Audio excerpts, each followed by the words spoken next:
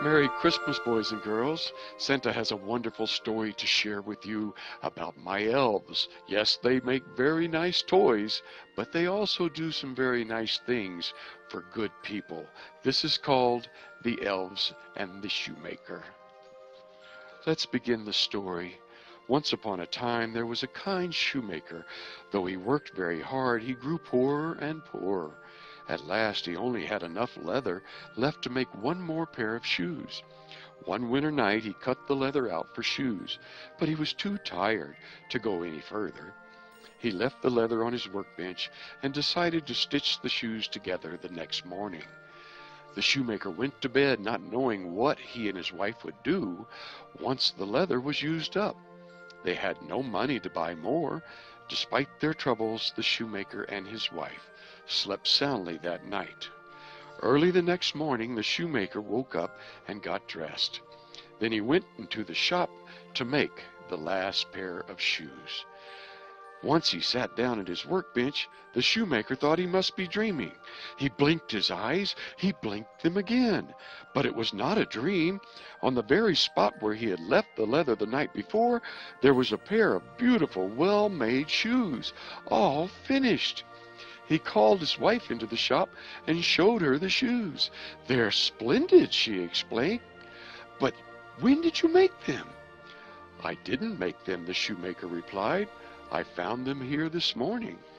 The shoemaker put the shoes in the window, hoping that somebody would buy them. Soon the door swung open, and a fine gentleman walked into the shop. "I must have those wonderful shoes," he said. "I've never seen any like them. The stitches are so small and delicate." The shoemaker sold the shoes to the gentleman, who paid a very high price for them.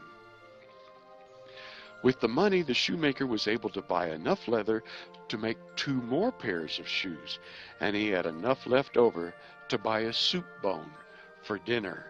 That night the shoemaker cut out the leather, but he was very hungry, and he could smell the soup his wife was cooking. "I'll make the shoes tomorrow," he said, and he went to eat dinner. The next morning he found 2 pairs of elegant shoes on the workbench. He showed them to his wife. "Who can be making these marvelous shoes?" she said. The shoemaker shook his head in wonder. Once again the shoemaker placed the shoes in the window.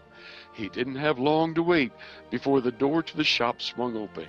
This time there were 2 customers, and they both paid handsomely for the fine shoes. Now the shoemaker had enough money to buy leather for 4 more pairs of shoes. Things went on this way for some time. Every night the shoemaker cut the leather and went to sleep, and every morning he found more beautiful shoes on the workbench. The shoemaker and his wife were no longer poor. They sold so many pairs of shoes that little by little they began to save their money. That's always a good idea, isn't it, boys and girls? One evening the shoemaker said to his wife, "It's nearly Christmas, and we still don't know who is sewing all these shoes for us. We cannot go another day without finding out who it is." So together the shoemaker and his wife thought of a plan. Instead of going to sleep that night, they hid behind a curtain in the shop. At midnight, 2 tiny elves skipped through the door into the room. The shoemaker and his wife watched in amazement as the elves quickly began to stitch and sew. Soon the bench was filled with handsome new shoes, but the moment their work was finished, the elves vanished. There's a picture of my elves making shoes for the shoemaker. The shoemaker and his wife were astonished. They decided they must do something nice for the tiny creatures who had been so kind to them. "The elves were not wearing any coats or hats or shoes," said the wife. "The poor little things must get very cold at this time of year."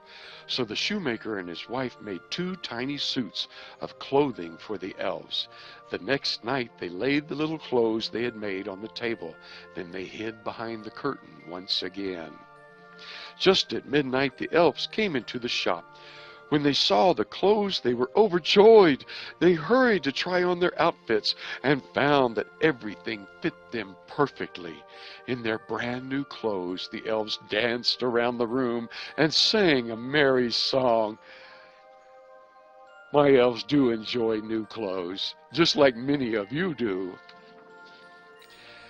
At last the elves danced out the door of the shoemaker's shop, never to return again. The thoughtful shoemaker and his good wife had repaid kindness with kindness.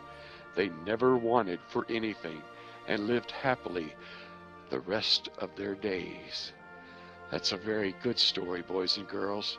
And yes, when someone is kind to you, you should certainly be kind back to them. Or more importantly, why don't you be the one that is doing the kind deed for another first? Always help others and enjoy and have a merry, merry Christmas. Good night.